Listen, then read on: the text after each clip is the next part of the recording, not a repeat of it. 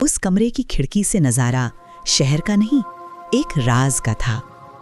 रवि को ये कमरा मिले अभी सिर्फ 3 दिन हुए थे।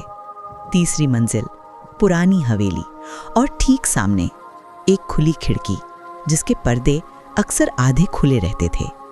सामने वाला कमरा हमेशा थोड़ा रोशन रहता, लेकिन उस रोशनी में जो परछाइयां हिलती वो किसी फिल्म से कम नहीं लगती। पहली रात को ही रवि ने देखा था। लाल रंग की साड़ी में लिपटी एक औरत बड़ी आहिस्ता से आईने के सामने खड़ी थी।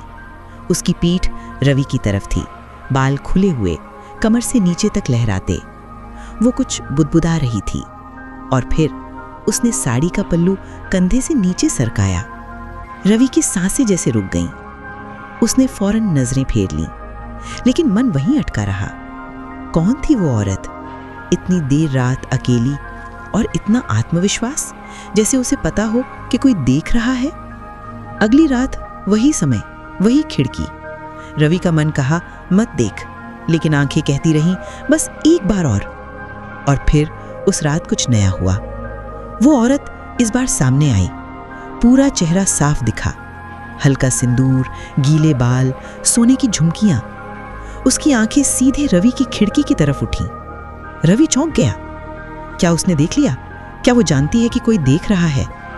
लेकिन वो मुस्कुराई, एक ऐसी मुस्कान जो शरीर से ज्यादा रूह को छू जाए। तीसरी रात रवि ने पर्दा थोड़ा सरकाकर खड़ा होना शुरू किया। अब वो हर हरकत का इंतजार करता। वो औरत जो अब तक मालकिन के नाम से जानी जाती थी, रोज कुछ नया करती। कभी नाइट गाउन में झूले पर बैठी सिगरेट पीती, कभी शीशे के सामने खुद से बात करती, कभी घंटों तक किसी पुरानी धुन पर बाल सुलझाती। और आज उसने ब्लाउज की गांठ खोली, धीरे से, जैसे किसी रस्म को निभा रही हो। उसके बदन पर हल्की पीली रोशनी पड़ रही थी, बस उतनी कि सब कुछ छिपे भी और दिखे भी।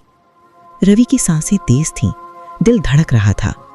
फिर उसने कुछ ऐसा किया जिसकी रवि ने कल्पना भी नहीं की थी।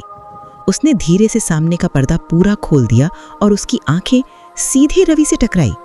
वो मुस्कुराई। तुम देख रहे हो ना? उसकी आंखें पूछ रही थीं। रवि पीछे हट गया, लेकिन देर हो चुकी थी।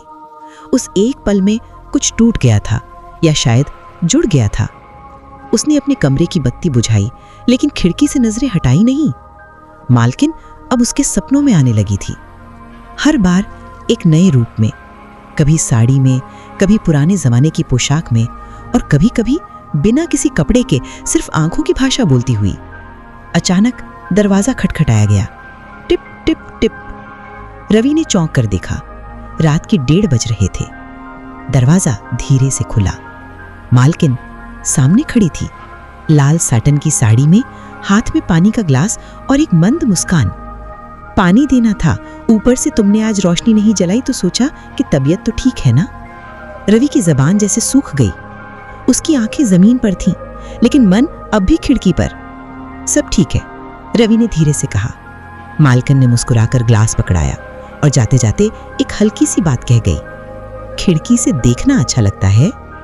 रवि कुछ बोल ना पाया।